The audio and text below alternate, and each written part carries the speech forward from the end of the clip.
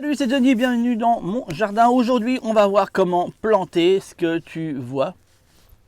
Bon, c'est pas encore totalement poussé parce que je viens de les planter. Tu te doutes bien que les tomates.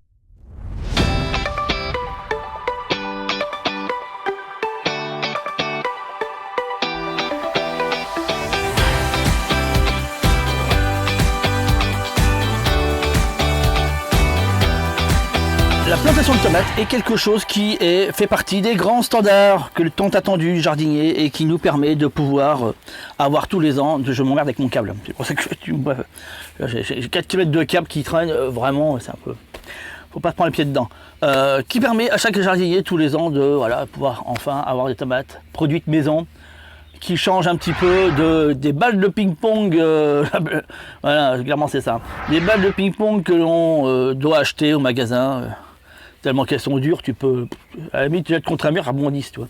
Bon, bref, c'est pas logique, hein, on est d'accord. Donc, bref, voilà, ça c'est, au moins, on a encore cette possibilité, c'est de pouvoir cultiver nous-mêmes, et par nous-mêmes, des légumes, voilà, qui ressemblent à quelque chose, et pas être obligé d'acheter d'infâmes produits totalement abjects. Et on va voir comment on fait pour pouvoir planter ça en toute logique, d'accord ? Sachant qu'il y a des éléments inévitablement que je vous parlerai dans cette vidéo qui vont sortir du clivage habituel que vous devez certainement entendre dans d'autres vidéos. Donc oui, il y aura des différences dans cette vidéo par rapport à tout ce que vous avez entendu. Si ce n'est pas encore fait, je t'invite à t'abonner juste en dessous, de cliquer sur la cloche dans un petit moment, pas forcément tout de suite, et quand tu le sens, de mettre un pouce bleu. Ça permettra à cette vidéo d'être nettement mieux référencée. Et juste dans la description, et j'ai fini et on enchaîne. Dans la description, tu as un lien, tu peux cliquer dessus, ça te permet de pouvoir avoir accès directement à ma liste privée sur laquelle je te partage énormément d'informations qui ne sont données exclusivement à cette liste privée. Les plantations de tomates, tu sais, on a toujours par habitude d'aller chercher ces tomates un petit peu au hasard. Donc tu as deux façons de le faire, soit tu pars directement de graines, donc tu achètes tes graines et puis où tu les récupères. Bon, il y a plein de méthodes, je vais pas revenir là-dessus, c'est pas j'ai la vidéo. Et puis voilà, et puis tu arrives au moment où ton plant est prêt à mettre en terre. Et ta deuxième possibilité, c'est d'acheter des plants tout faits. Alors effectivement, c'est préférable de passer directement par du semis, surtout si c'est des graines que tu as déjà récupérées de tomates de l'année d'avant, puisqu'elles seront parfaitement, enfin de plus en plus, et finiront par être parfaitement adaptées à ton terroir. Après ça, c'est pas en une fois, il faut 3-4 ans à peu près, voilà, il faut compter à peu près ça, pour qu'il y ait quelque chose qui commence à se faire sentir. On en reparlera de toute façon au moment de la récolte des graines et qu'est-ce qu'on en fait. Après, voilà, quand on veut bien commencer quelque part, quand on commence au démarrage et puis qu'on lance l'histoire, on n'a pas forcément les sachets de graines, on n'a pas forcément la technique pour le faire. En plus, c'est assez ça peut être complexe selon comment on le fait. Même si on commence tardivement, il faut quand même avoir une petite serre pour les lancer, tout le monde n'en a pas. Enfin bon, voilà, après on les magouille comme on peut, avec des bouteilles d'eau et des machins. Ça a déjà tenté le truc, à mon avis, tu as vu le résultat que ça donne. Bon, bref, voilà, souvent on va partir de plants tout faits. Quoi qu'il en soit, dans le choix, soit des graines ou des plants, ça revient au même de toute façon. Ne cherche pas, ça viendra exactement au même à la fin. Il est important de distinguer 3 éléments. Dans les tomates, il n'y a pas qu'un seul type de tomate. Alors c'est vrai que souvent, on va les regarder, quelle est la couleur, la forme. C'est sympa, parce que du coup, ça te fait de la variété. Quand tu mets ça dans une salade quand tu fais une salade de riz ou je sais pas, un truc comme ça, puis tu mets des tomates dedans, c'est vrai que d'avoir différentes couleurs, parce qu'il y en a des tonnes de couleurs possibles. Voilà, c'est toujours mieux, sauf que c'est pas forcément la seule indicateur qu'il faut regarder. Il y a aussi le goût. Il y a des tomates qui sont effectivement intéressantes pour être mangées crues, d'autres qui sont plus pour cuire, d'autres qui sont plus pour les coulis de tomates, etc. Donc déjà, essaie de te renseigner là-dessus. Enfin, celle que tu vas choisir, quel va être son usage et est-ce qu'elle correspond bien à l'usage, parce que c'est pas forcément le cas. Et après on peut être déçu, se dire ah mais c'est bête, machin, j'ai pris telle tomate et puis je suis pas satisfait. Bah ouais, mais si tu voulais une tomate à croquer et puis tu as pris une tomate à coulis, effectivement il va y avoir un petit souci, c'est pas le même goût, tu comprends. Bon bref. Donc il y a ce critère-là qui est important. Et il y en a un deuxième qui est très ignoré. Et c'est dommage parce que c'est ça aussi qui fait qu'après on peut être déçu. C'est que les périodicités. Alors je t'explique, c'est le moment où tu mets le plant en terre. Je partirais plutôt du moment où tu sèmes, mais bon. Et puis le moment où tu as tes premières tomates, ça va être différent d'un pied à un autre. Pourquoi ? Parce que tu as des tomates qui vont être sélectionnées pour être très précoces, d'autres qui vont être en intersaison, et puis d'autres qui vont être beaucoup plus tardives et qui vont apparaître en fin de saison. Et si tu prends au hasard, et que malheureusement, mais tu choisis dans ton hasard, c'est une tomate de conservation, tu vas attendre tout l'été avant d'en avoir, tu comprends un peu. Et là, tu peux te dire, c'est quand même dingue, tout le monde a des tomates, moi j'en ai pas, comment ça se fait, qu'est-ce que j'ai foiré? Non, t'as rien foiré, c'est juste que tu as choisi une variété qui part plus tard, quoi, c'est tout ça. Donc ça c'est important. Alors comment tu sais tout ça? Tu prends une variété, tu tapes sur Google son nom, et puis en toute logique, tu auras les infos que tu cherches. Ça te dira si elle est hâtive, mi-saison, tardive, voilà, tu vois. C'est les noms qui vont être employés. Et comme ça, tu le sais. Alors si tu as des tomates rapidement, prends plus du hâtif. Maintenant, si tu prends que du hâtif, tu auras les tomates effectivement rapidement, mais elles vont s'arrêter en cours de route. À un moment donné, vers le milieu de l'été, tu n'en auras plus beaucoup. C'est là qu'intervient la mi-saison. Tu comprends un peu, ça m'aide à voir sur l'ensemble de la période qui oscille, quand tu es très chanceux, de juin jusqu'aux premières gelées, des tomates. Et pour le faire, il te faut de la hâtive, de la mi-saison et de la tardive. Et en travaillant ces trois éléments, tu l'as sur l'ensemble du panel. Donc ça, c'était le principe sélection. Ensuite, au niveau de la plantation, moi je travaille sur paillage. Donc je ne te parlerai exclusivement de cette technique-là. Je ne te parlerai pas de la technique qui permet de pouvoir planter des pieds de tomates quand on est sur une terre à nu. Il y a certainement d'autres chaînes YouTube qui parlent de cette technique-là. C'est pas celle que je pratique, c'est encore moins celle que je défends. Et en plus, je m'en fous, donc je ne vais pas t'en parler. Chacun fait ce qu'il veut. Après, c'est le résultat qui compte, de toute façon. La technique sur paillage, ce qu'il va falloir, c'est que déjà ton sol soit réchauffé. En toute logique, si tu prends le système tel qu'il est, c'est juste après les 5 glaces, en l'occurrence, en moyenne, tu comptes après le 25 mai, voilà, ça te donne le bon machin. Après, est-ce que c'est une règle absolue? Non, tu peux parfaitement les planter bien avant. Tu peux même les planter, pour certaines régions, j'ai envie de te dire quasi mi-avril si tu le souhaites. Après, c'est toujours prendre le risque, quoi qu'il arrive, que s'il y a une gelée, parce que oui, c'est un légume qui est sensible au gel, s'il y a une gelée, tu perds tes pieds et puis tu n'as plus qu'à recommencer et les remettre en terre. C'est un risque à prendre. Moi, je le prends tous les ans parce que j'en fais des quantités monumentales et que si je perds une dizaine de pieds, je m'en contrefous puisque j'en ai encore une cinquantaine en serre. Donc, je prends le risque tous les ans, ce qui me permet, malgré tout, d'avoir de la tomate assez précocement.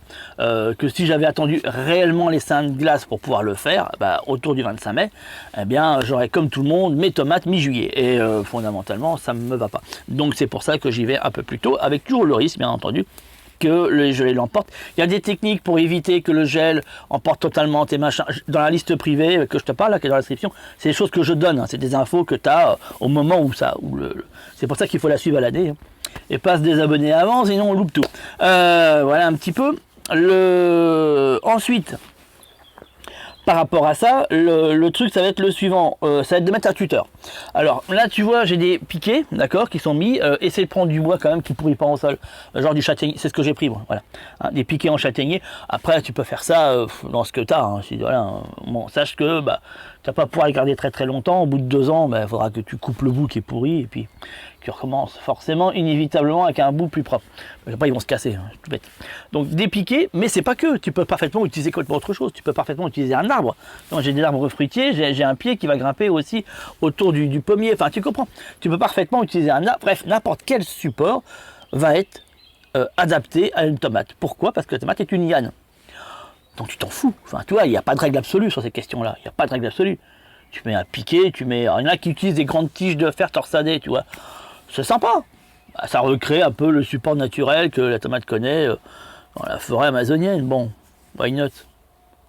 Quand tu vois le prix du piquet, je sais pas si c'est un bête piquet en bois, tu vois, ça fait la rue, comme dirait les... Bon.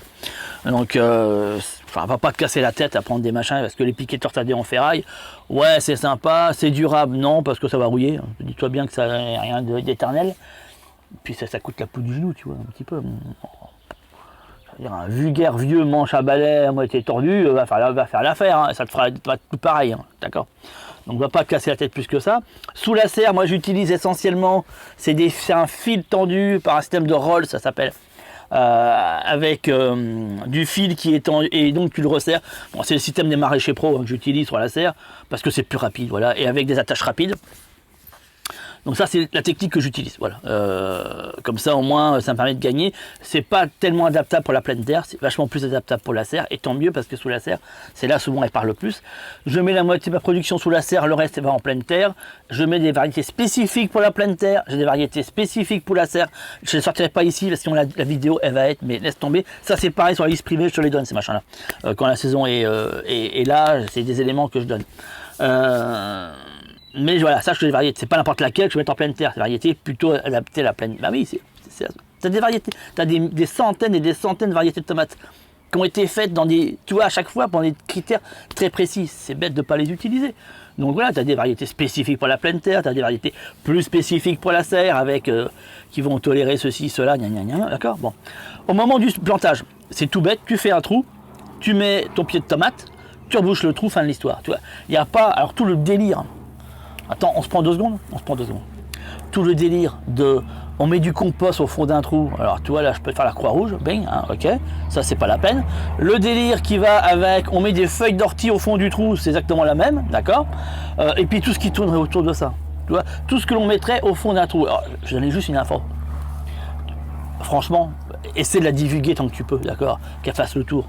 Qu'on arrête, si tu veux, l'encyclopédie des trucs imbéciles. Bon. Tout ce que tu mets dans le sol ne sert à rien.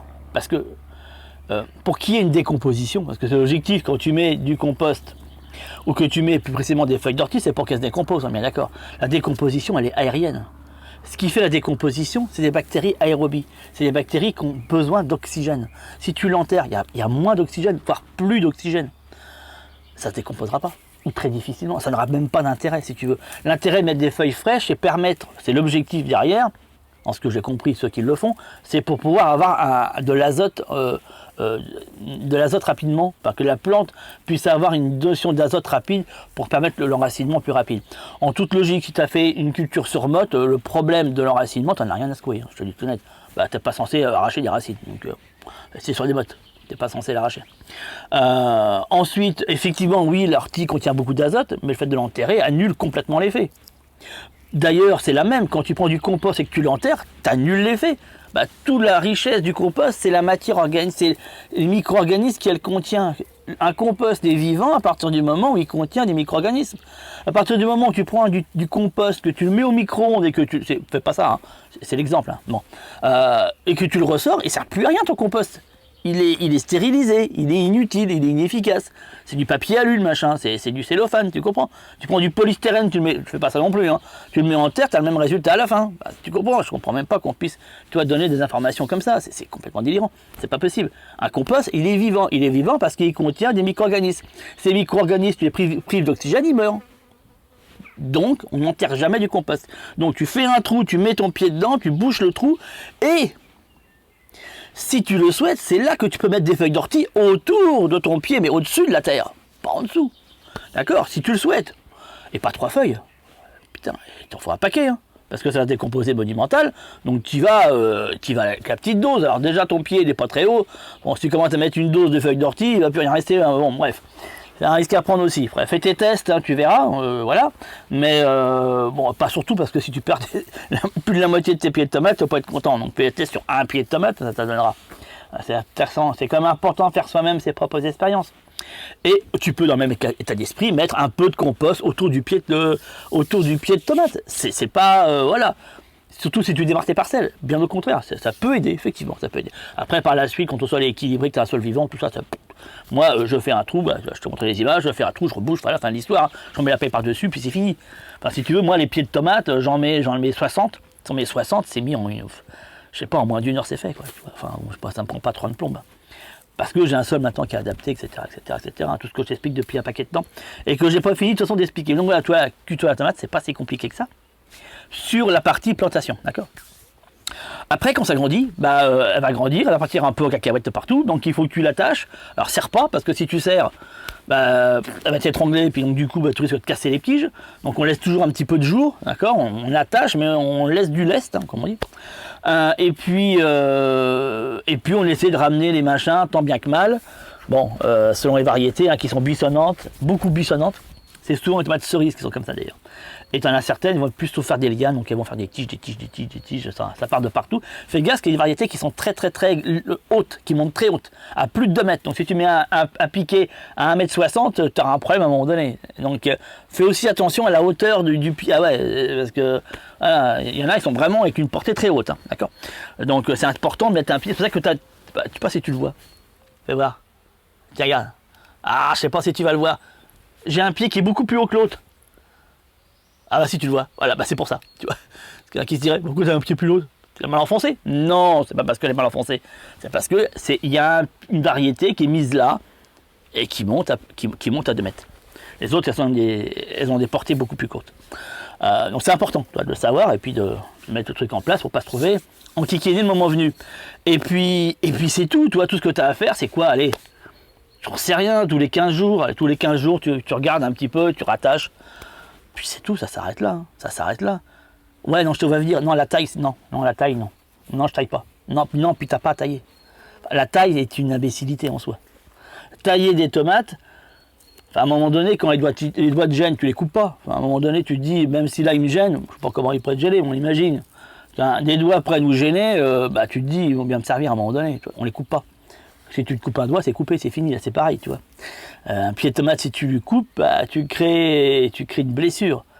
Faut pas s'étonner par la suite, après, si tes pieds sont envahis de mildiou ou de conneries comme ça. Bah ouais, tu as créé une porte d'entrée, c'est-à-dire que tu as créé une incision, souvent qui n'est pas désinfectée en plus, avec un outil souvent qui n'est même pas désinfecté non plus. Bah, c'est la porte ouverte à n'importe quoi. Donc tu tailles surtout pas. Après, te casse pas, il y a des pieds de tomates qui sont tellement importants qu'ils vont finir par eux-mêmes, des fois pareil, ça peut se casser là-dessus. Mais faut mieux après aller couper une tige qui s'est un peu cassée, qui a tendance, tu vois, que d'aller toi-même couper tous les gourmands, c'est ce qui est fait. Enfin, moi, faut pas le faire. Faut pas le faire. Et en plus, si tu veux, derrière, quand tu vois l'explication qui est donnée par rapport à cette question de il faut tailler les gourmands, voilà, machin. C'est pourquoi? C'est pour laisser un seul et même pied pour qu'il y ait une seule portée de tomates. Parce que c'est pour avoir des grosses tomates. Est-ce que tu as envie d'avoir des grosses tomates? C'est la question. Moi, je m'en fous. Enfin, tu vois, moi, ce qui m'intéresse, c'est d'avoir des tomates d'une taille raisonnable, pas forcément grosse, mais qui sont suffisamment chargées pour qu'elles aient une conservation beaucoup plus importante. Moi, avoir des grosses tomates gorgées de flotte, comme celles qu'on trouve au magasin, je me casse pas la tête, si tu veux, à faire un jardin au naturel pour retrouver la même qualité que j'aurais, excuse-moi, on peut donner des dates, après, à Carrefour, Auchan, machin, tu vois un peu. Hein, bon.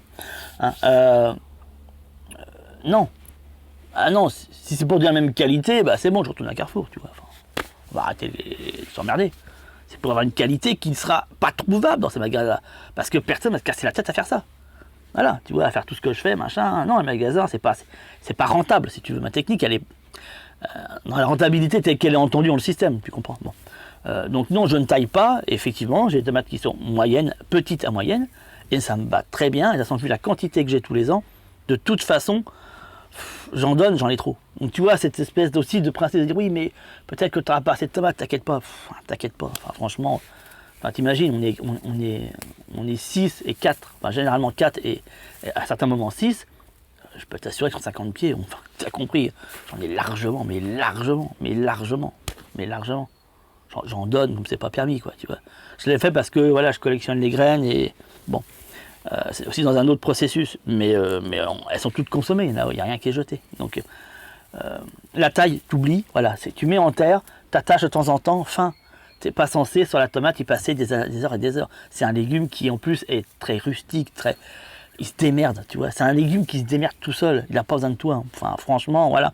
Tout ce qu'il faut faire attention, c'est à l'humidité directe qui pourrait être due à des entrepluies entre grand soleil, comme tu peux avoir ici, une pluie grand soleil sur des jours d'intervalle, qui peuvent amener du mildiou, surtout si tu es sur une terre qui n'est pas totalement équilibrée. Donc dans le nord, ils mettent des toits, tu vois, ils font des petites toitures au-dessus des... Voilà, tu peux faire éventuellement ça. Ça permet de protéger du mildiou puis d'éviter de tout perdre. Mais c'est la seule précaution à faire. Enfin, le reste, c'est pas un légume qui... Tu as des légumes qu'il faut être plutôt précautionneux avec, machin, tu vois. Pas la tomate, quoi. La tomate, elle s'en fout, elle se démerde. Elle fait sa vie, tu vois, elle va aller grimper. Là, j'ai un cerisier qui est pas loin. Si le pied arrivait au truc du cerisier, te casse pas qu'elle grimperait dans le cerisier. Dans le même, c'est ce qu'elles font dans la nature. C'est une liane, hein, comme le lierre. Enfin, il faut que tu vois la tomate comme un lierre. Voilà. Et là, tu es dedans. Tu vois, le lierre, on n'est pas en train de tailler le lierre, en train de regarder. Il se démerde, le machin. Enfin, tu vois, il n'y a personne qui est derrière ça.